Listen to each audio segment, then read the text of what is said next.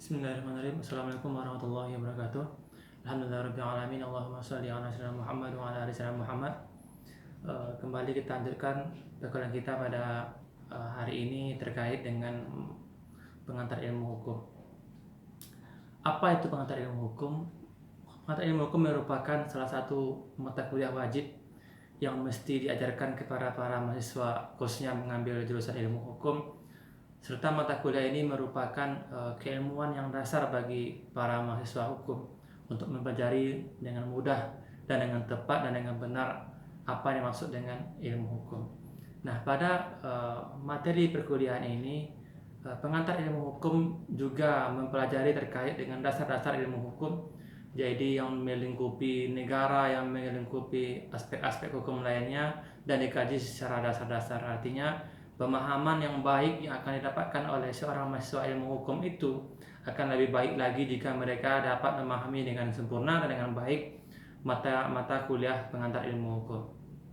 Nah, secara umum saya menggambarkan bahwa ada 3 pemahaman awal yang mesti dipahami oleh semua mahasiswa hukum terkait dengan pengantar ilmu hukum.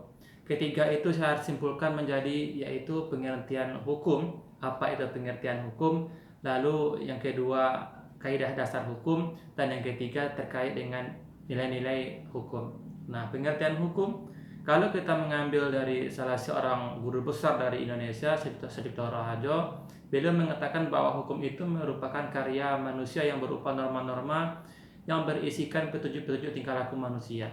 Jadi menurut beliau bahwa hukum itu merupakan karya manusia yang berisikan norma-norma, yang norma-norma itu dibuat untuk mengatur kehidupan manusia. Apakah itu berbentuk perintah ataukah berbentuk larangan. Ini pengertian yang dikemukakan oleh Profesor Sucipto Raharjo. Nanti kawan-kawan bisa melihat definisi yang lain oleh para ahli hukum. Tentunya saya kira tidak akan jauh berbeda definisi tersebut, yaitu berkisar terkait dengan perintah dan larangan atau norma-norma yang berlaku di masyarakat, dan pastinya norma tersebut disepakati bersama oleh masyarakat tadi. Nah, itu disebut dengan pengertian hukum. Nah, pengertian hukum ini merupakan pemahaman awal yang mesti dipahami dengan baik oleh para penggiat hukum. Artinya pemahaman hukum yang baik dengan mengerti arti pengertian yang baik terkait dengan hukum, maka akan memudahkan para penggiat hukum, para akademisi yang berkecimpung dalam bidang hukum atau ilmu hukum untuk mereka mempermudah ke depannya dalam hal-hal dunia kerja.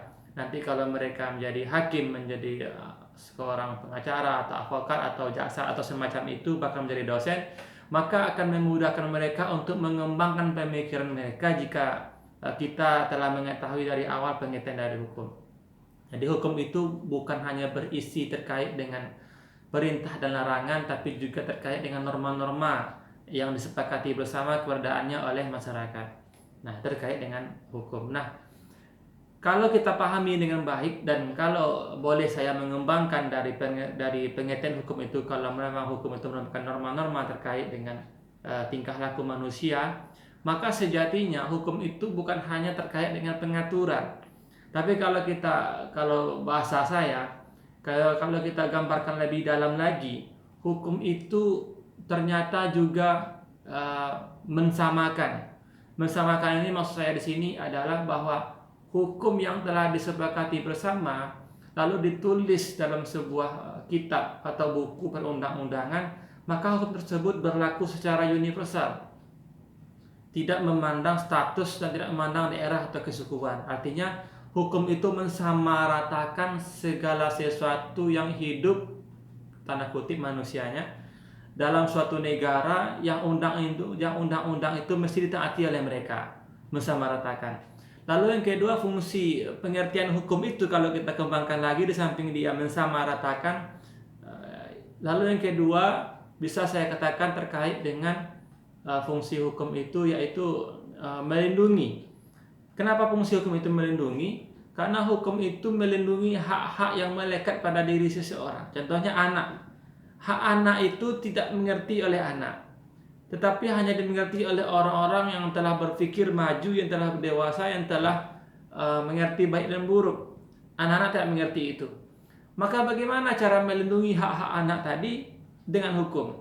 Maka hukum di samping berfungsi sebagai mengatur, juga berfungsi sebagai melindungi. Itu hukum. Jadi hukum itu kalau kita kelola lebih dalam lagi fungsi-fungsinya, maka kita akan kita akan memiliki dan menafsirkan hukum itu terkait dengan aspek-aspek yang barangkali tidak kita ketahui pada awalnya terkait dengan pengertian hukum.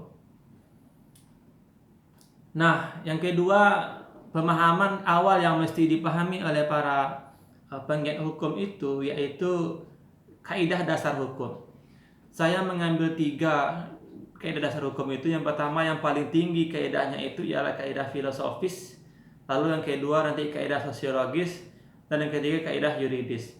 Kaidah filosofis itu merupakan merupakan fundamental atau dasar pijakan pemikiran awal untuk berlakunya suatu hukum. Artinya hukum itu memiliki cita-cita tertinggi itu apa kalau kita berhukum.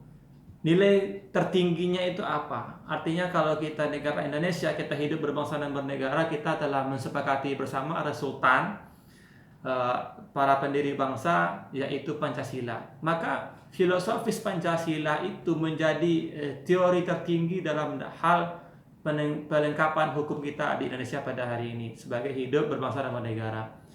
Lalu turun lagi di bawahnya itu ialah kaidah hukum yang berlaku secara sosiologis. Artinya bagaimana hukum ini berlaku di masyarakat dan masyarakat merespon baik hukum ini. Nah, hukum itu dibuat untuk mengatur masyarakat bagaimana hidup tertib, bagaimana hidup teratur, dan tidak saling menyusahkan, tidak saling menyakiti, tidak saling mengganggu. Maka itulah fungsi hukum, tidak saling menindas dan sebagainya macam itu, dan berlaku di masyarakat. Dan terkadang hukum itu juga mampu memaksa masyarakat. Contohnya ketika masyarakat terlihat individu-individu yang susah untuk diajak kompromi, untuk diajak menyamakan cita-cita, maka negara dapat memaksa mereka untuk sama. Artinya jika perbuatan-perbuatan itu dipandang oleh umum, oleh hukum, perbuatan yang kalau kita bahasakan anarkis, maka negara boleh bertindak untuk pemberlakuan hukum. Maka hukum berlaku secara sosiologis itu bisa dipaksa sesuai dengan waktu tertentu mestinya. Lalu kaidah yang paling bawah itu ialah kaidah dasar hukum itu. Yang ketiga yaitu berlaku secara yuridis. Artinya hukum tersebut dibuat tidak boleh sembarangan. Ada prosedur, ada mekanisme, dan ada hal-hal yang perlu diteliti dahulu sebelum kita menyusun undang-undang. Contohnya kalau dalam undang-undang ada bahasanya konsideran. Lalu yang kedua ada juga bahasanya naskah akademik atau rancangan undang-undang. Semua itu dibuat seharusnya oleh orang-orang yang ahli di bidangnya atau diidekan oleh orang yang ahli di bidangnya. Contohnya undang-undang terkait dengan ekonomi.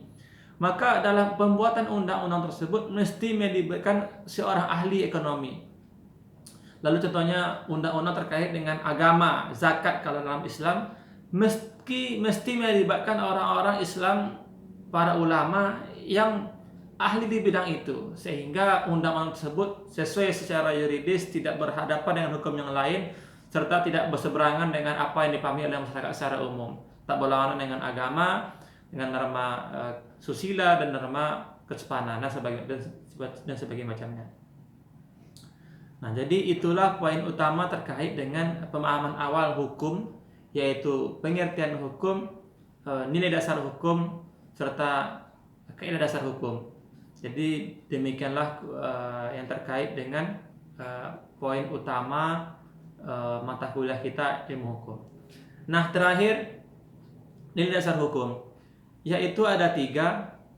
Yang pertama itu ialah kepastian hukum, yang kedua keadilan, dan yang ketiga itu kemanfaatan hukum. Kepastian hukum itu kalau kita mempermudah, hukum itu kita tuliskan berbentuk perundang-undangan yang tak tertulis. Artinya hukum itu telah pasti adanya dan tidak bisa diotak-atik sesuai dengan prosedurnya. Jadi telah tertulis dia. Lalu yang kedua keadilan. Ini juga merupakan dasar hukum bahwa hukum itu memiliki orientasi bagaimana bersikap adil. Adil itu tidak bisa kita artikan sama rata. Kenapa sama rata atau sama akibatnya? Kenapa seperti itu? Karena kadang-kala dalam dunia sosial kita, yang kita anggap sama itu belum tentu bermanfaat, belum tentu memiliki ketepatan yang tepat dalam berhukum. Nah, yang terakhir atau yang paling utama dari fungsi kita, dasar hukum, yaitu kemanfaatan. Bahwa semua hukum itu, apakah dia kepastian hukum ataukah dia keadilan, mesti menjunjung tinggi nilai-nilai kemanfaatan hukum. Maka segala orientasi hukum kita di Indonesia, bahkan di dunia, seharusnya itu apakah yang paling tinggi atau yang paling rendah, maka orientasi akhirnya dari semua hukum itu ialah kemanfaatan. Nah, jadi inilah kira-kira 3 poin yang saya simpulkan sebagai mempermudah kita terkait dengan pengantar ilmu hukum, yaitu pengertian hukum, dasar-dasar hukum, lalu nilai-nilai dasar dari hukum. Ini merupakan bagian dari isi mata kuliah pengantar ilmu hukum, bagian dari isi pengantar mata kuliah ilmu hukum, dengan harapan semoga kalau kita memahami ini dengan baik, mempermudah kita ke depannya untuk belajar ilmu hukum agar lebih baik lagi. Demikian yang dapat saya sampaikan, dan minta maaf atas segala kekurangan dan kesalahan. Saya sudahi dengan wassalamualaikum warahmatullahi wabarakatuh.